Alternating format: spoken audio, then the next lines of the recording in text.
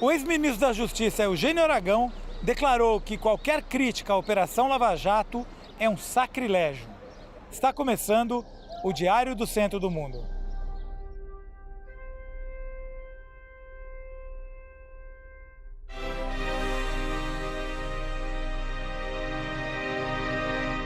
Nós vamos conhecer a opinião do ex-ministro da Justiça, Eugênio Aragão, sobre o juiz Sérgio Moro, o procurador Rodrigo Janot e a Operação Lava Jato.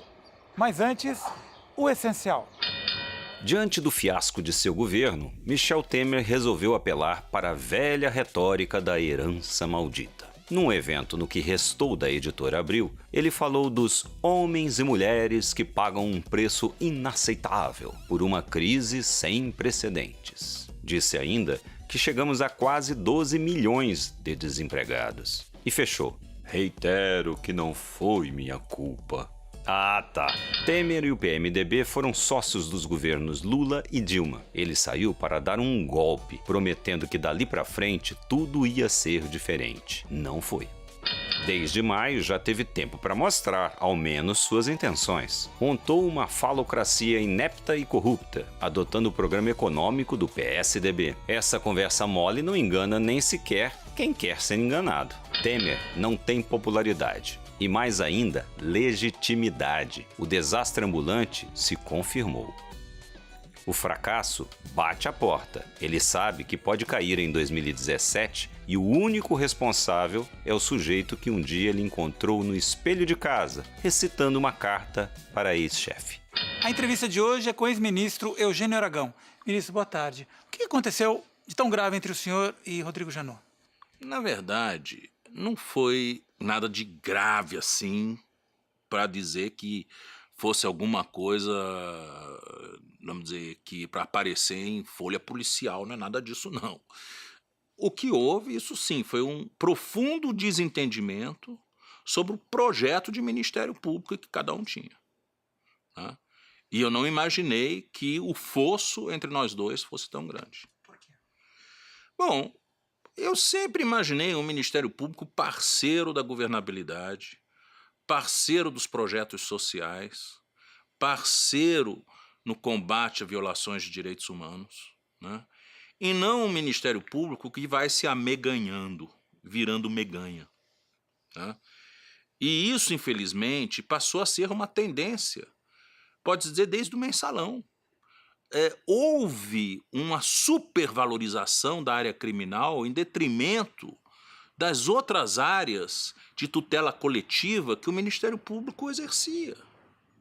Então isso é muito triste, que ele, ao invés de abraçar um projeto de um Ministério Público, né, ativo, como realmente, vamos dizer, um construtor do desenvolvimento do país, do progresso do país, preferiu aquele Ministério Público tradicional, que é um Ministério Público que não sabe resolver problemas. É um Ministério Público que sempre procura um culpado pelo problema. Né? Então, e ele sabia da minha posição, porque eu escrevi sobre isso. Ministério Público na encruzilhada. É parceiro da governabilidade ou inimigo implacável da governança? Né? O que é ser inimigo implacável da governança? É você usar corporativamente os seus poderes. Você usar o seu poder de risco, que seu cargo fatalmente detém, porque você tem atribuições que são, vamos dizer, muito graves, né? Para, de alguma forma, enaltecer a carreira, as pessoas, a corporação dentro do quadro do Estado brasileiro. Né? E o Ministério Público faz disso, ainda que muitos colegas, talvez inconscientemente, porque eu acredito na honestidade da grande maioria dos colegas, mas que é como se estivesse no DNA da instituição, que é o quê? Você sabe que com os poderes que você tem, na hora que você vai pedir aumento, você é visto de outra forma do que, por exemplo, um professor universitário.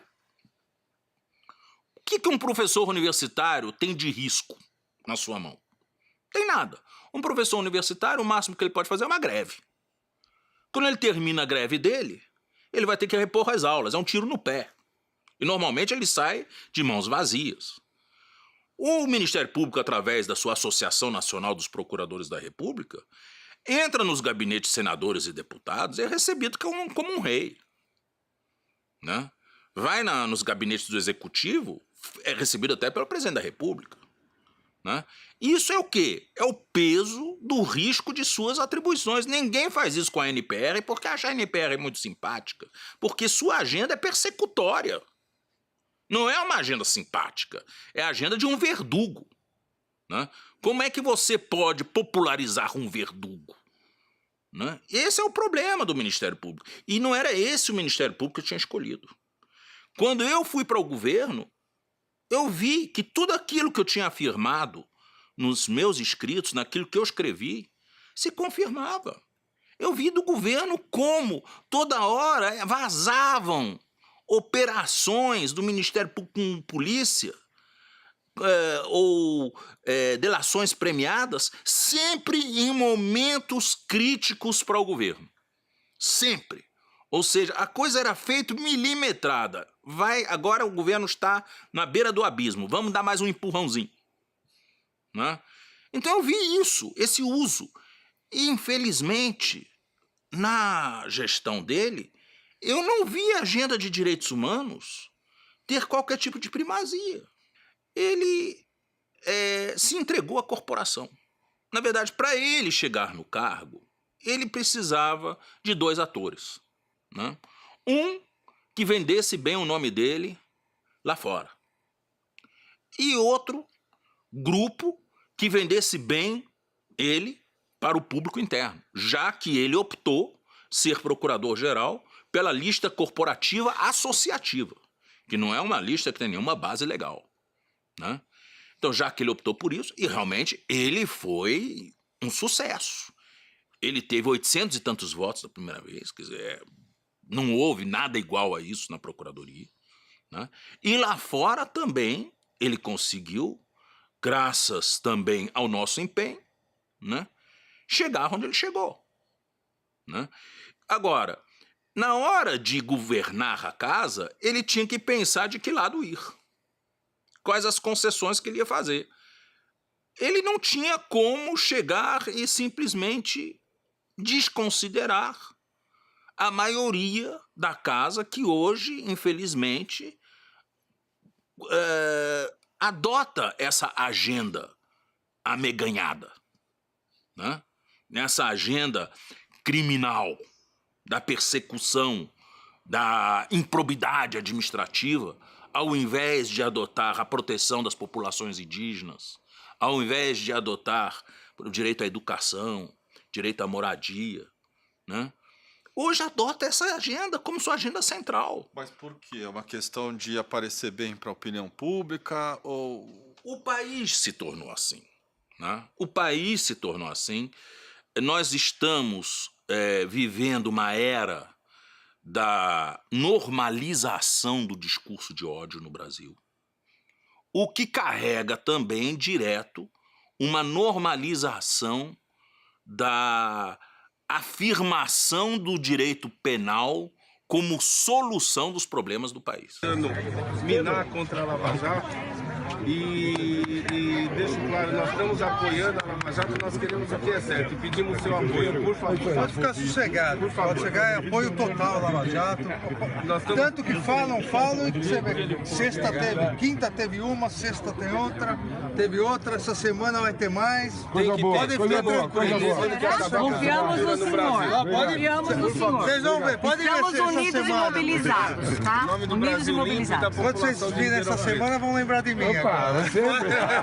O ministro da Justiça, Alexandre de Moraes, esteve em Ribeirão Preto fazendo campanha para um candidato tucano e avisou aquelas pessoas que estavam ali que elas veriam o que ia acontecer na semana com relação a uma nova fase da Lava Jato. O ministro poderia ter feito isso? A minha opinião é de que ele não se ouve com a estatura que se espera de um ministro da Justiça. Né? Ele fez o papel ali se confundiu o papel dele, fez o papel de um cabo eleitoral, né?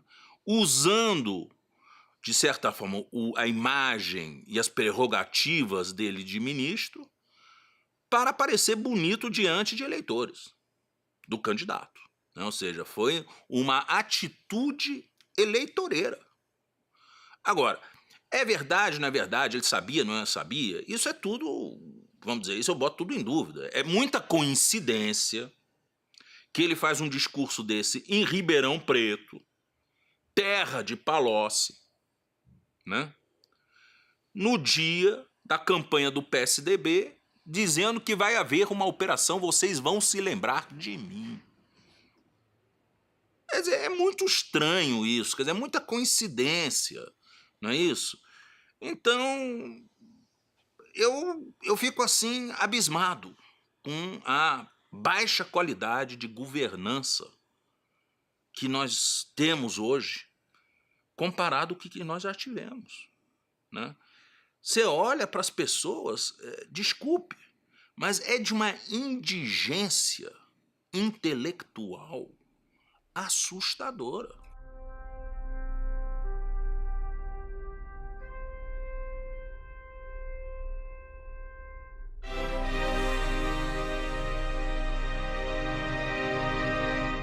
Isso fica me parecendo muito, desculpa, uma visão de justiça nazista, né?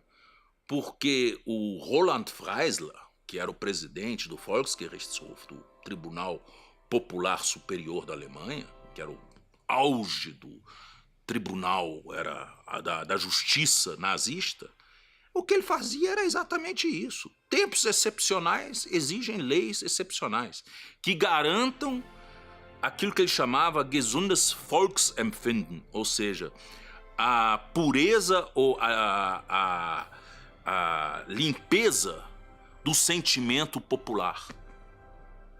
É isso que nós estamos vivendo hoje.